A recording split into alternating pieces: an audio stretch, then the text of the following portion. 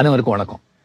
RMV the king maker இந்த documentary இதில் அவரை பற்றி பேசுறதுல எனக்கு ரொம்ப மகிழ்ச்சி. ஸோ எனக்கு ரொம்ப நெருக்கம் மரியாதை கொடுத்து என்னோட அன்பா என் மேலே அவ்வளோ அன்பா காட்டினவங்க ஒரு 3-4 பேருங்க.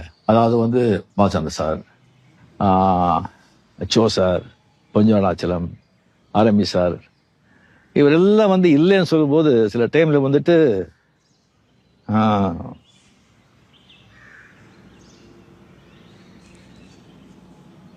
ரொம்ப மிஸ் பண்றோம். அது இந்த பாஷா விழாவில் 100 டேஸ் விழாவில் அவரு ஸ்டேஜில் இருந்தார் ப்ரொடியூசரா.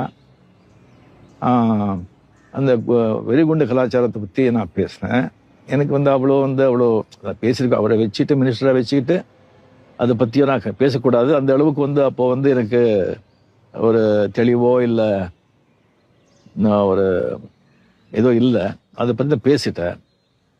அது பேசின பிறகு அது தெரிஞ்ச பிறகு அப்போ ஒரு ஏடிஎம்கேல ஒரு மினிஸ்டராக இருந்தார் புரட்சி தலைவி ஜெயலலிதா அவருக்கு அவரை அந்த பதவியிலேருந்தே அவர் தூக்கிட்டாங்க. மினிஸ்டர் பதவியிலேருந்து தூக்கிட்டாங்க.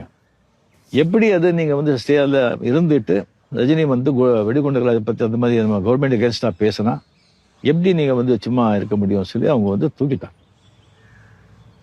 அது தெரிஞ்ச உடனே எனக்கு அப்படியே எனக்கு ஆடி போச்சு. எனக்கு என்னடா இது என்னாலே தான் இப்படி ஆச்சு அப்படின்னு சொல்லிட்டு நைட்டெல்லாம் எனக்கு தூக்கம் வரல.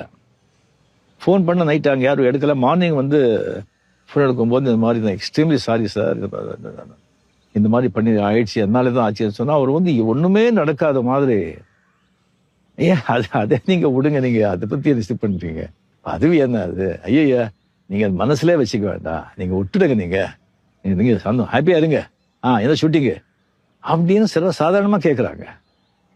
எனக்கு அந்த தெலுங்கு எப்பவுமே அது போகலை. ஏன்னா நான் தான் கடைசியாக பேசினது. நான் கடைசியில் பேசின பிறகு அது எப்படி மைக்கை பிடிச்சி அவர் பேச முடியும்? ஸோ மதிப்புக்குரிய சிஎம் ஜெயலலிதா அவர்களுக்கு எதிராக நான் ஒரு குரல் கொடுக்கறதுக்கு சில காரணங்கள் இருந்தால் கூட இந்த காரணம் ரொம்ப முக்கியமானது.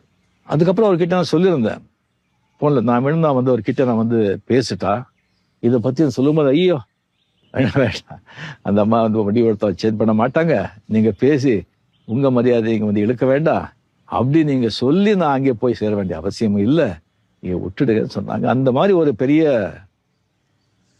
பெரிய மனிதருங்க, king maker, real king maker.